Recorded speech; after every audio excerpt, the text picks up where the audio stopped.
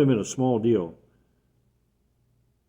That would have been a small deal for Shimei to cut a man's head off. He cut hundreds of men's head off, hundreds of men, and it was just no big deal to him. In fact, he didn't take any guff from anybody, and he was just that kind of man. And these guys were mighty men. That's why they're called mighty men. They didn't put up with anything. And if a whole army comes at them, well, what the heck? We'll just slay them all. We'll just fight them all down. So they didn't have any problem with stuff like that. And here's this one guy throwing rocks and calling names, and he's just going to cut his head off. So David has to respond. And King David said, What have I to do with you, O sons of Zeruiah? If he curses, and if the Lord has told him, curse David, then who shall say, why have you done so? Oh, okay. Now David's got insight. David's a prophet. So he's thinking through this, and he said, if he's cursing me, and if the Lord has told him to curse me, then why would anybody challenge what he's saying? So David's thinking through this process. So he said, I'm deposed. I'm not in God's favor, obviously. And maybe God's got a message for me right here. Maybe there's an important message for me right here to understand. So David said to Abishai and all his servants, Behold, my son who came out from me seeks my life. How much more now this Benjamite? Okay? Let him alone and let him curse, for the Lord has told him. Okay, so what David is saying here is, you guys don't bother him in what he's doing. You let him curse me, because there's something for me to hear from the Lord in his cursings. You see how willing David is to learn from the Lord? And if God has to use his enemies to get a message over to him, he will use his enemies. David knows that now. He knows that. And there's something David needs to hear. And something's going to change in David's mind because he heard this. And so in verse 12, now, he's going to accept this. Look carefully what he says here. Perhaps the Lord will look on my affliction and return good to me instead of his cursing this day. So he's going to accept it. So David is saying, I'm going to accept it before the Lord, and if I accept it, then the Lord will look in my affliction. Look at me accepting this, and he will return good to me instead of this cursing.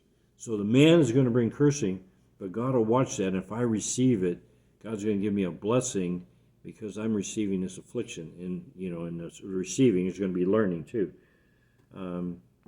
So verse 3. So David and his men continued on the way, and Shimei went along on the hillside parallel with him as he went, and he cursed, and he cast stones and threw dust. Wow. And David was listening to what he was saying, there's got to be a message from God in all this cursing of me. So David was learning from the affliction that was happening to him. He was learning. Okay, so we have to take example there. We have to learn. There's affliction going on to the church right now. So the church is being singled out for affliction, and they're being picked on. Why? Is there a message that God wants to give us through the evil voices that are afflicting us? This is a principle. David realized it when in the middle of it. He said, whoa, time out.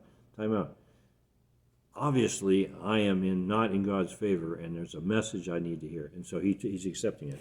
Okay? So, let's see. So, in conclusion,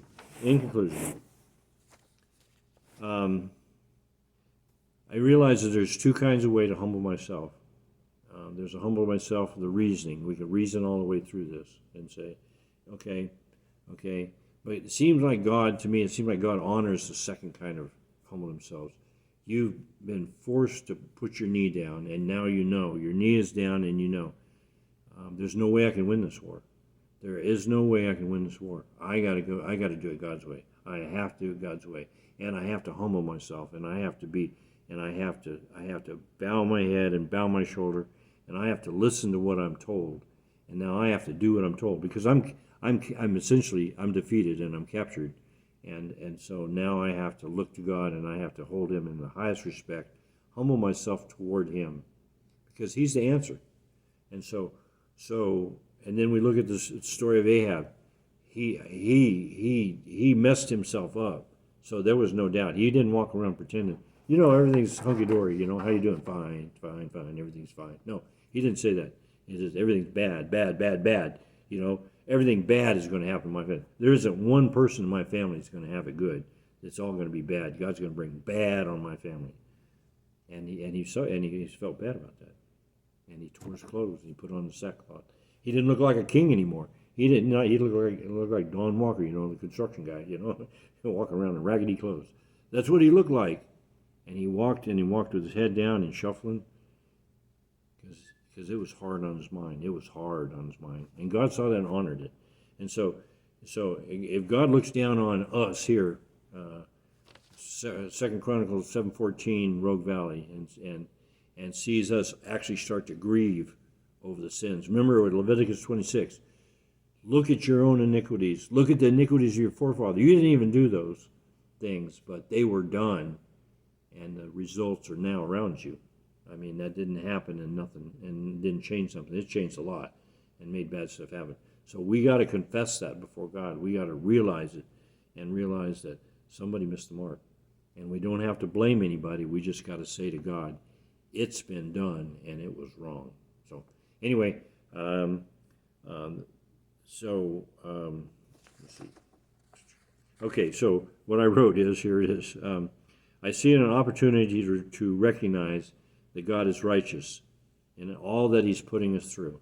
We're going through a bunch of stuff now, and I believe it's for the church. Judgment begins with the house of the Lord, okay? So judgment begins with the house of the Lord. That means us, okay?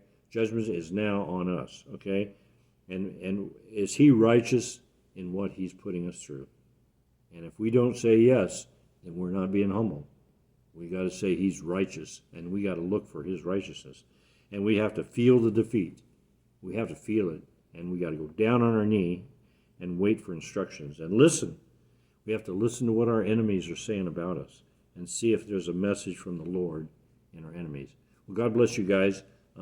There's more to go, and thank you for receiving this message. It's a tough one, but it's the key. I believe it's the key for the rest of the verse. So God bless you, and we'll talk later.